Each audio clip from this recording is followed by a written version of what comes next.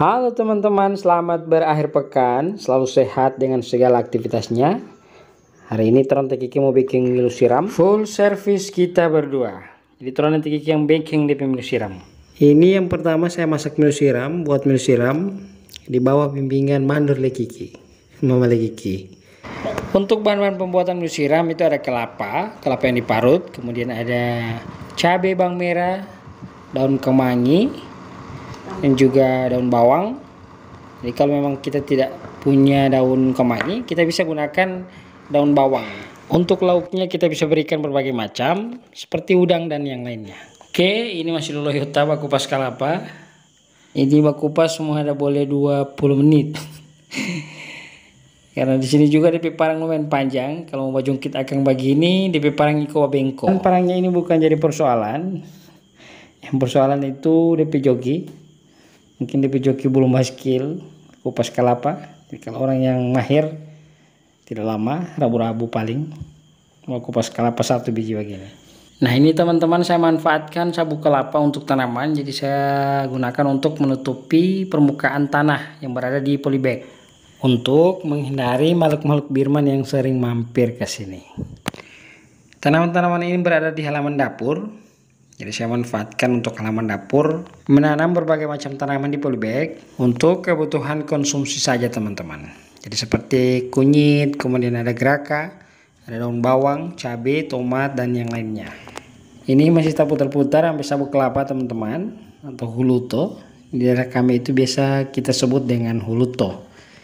Bahasa Gorontalonya itu huluto. Oke, kita lanjut ke pembuatan milo siram. Ini kelapanya kita mau ulah dulu. Jadi yang belah ini mandor kita, mandor Tron Kiki di siang hari ini. Biar lurus kata DP hasil. Nah ini teman-teman, karena daun kemangi tidak ada, kita pakai daun bawang. Ini kita campur ke milo siram. Kata mandornya kita bisa pakai daun bawang sebagai pengganti dari daun kemangi. Tanaman kemangi kita sudah tanam di halaman, tidak jauh dari halaman depan. Tapi karena sudah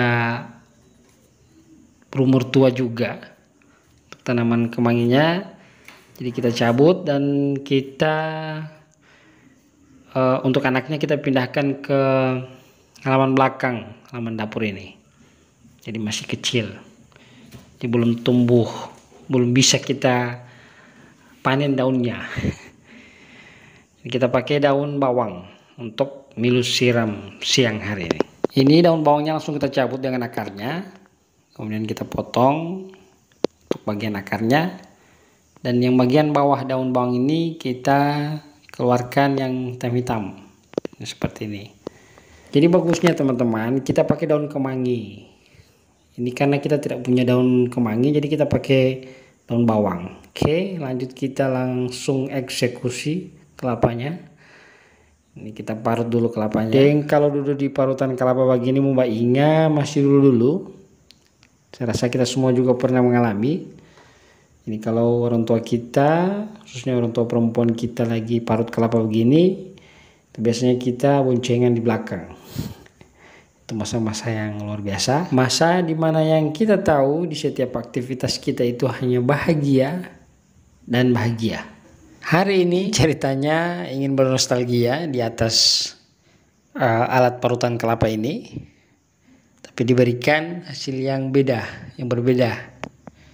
Ini kaki sebelah kanan kena besi parutan kelapa. Ada yang mau saya ambil di sebelah, kembali lagi ke tempat parutan kelapa, kaki sebelah kanan itu malah kena di besi parutan. Jadi intinya ini adalah nostalgia yang gagal.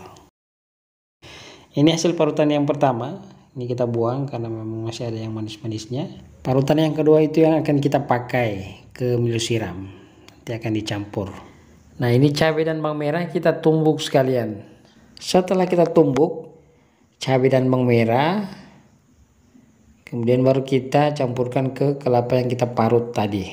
Setelah cabainya selesai ditumbuk, kita rebus dulu lauknya. Kita rebus sekalian dengan jagungnya. Selanjutnya sambil menunggu lauknya direbus, kita campur dulu cabai dengan kelapa parut.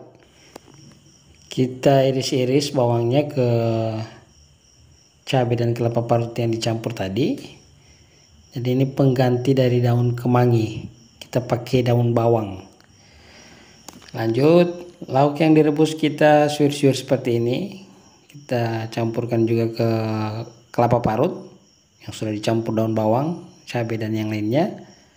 Kemudian kita masukkan jagung rebus yang sudah direbus dan berikan airnya.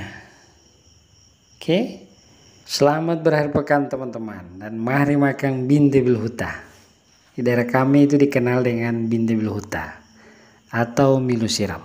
Oke, terima kasih teman-temanku yang sudah selalu setia mengikuti kegiatan saya dan Teh Kiki.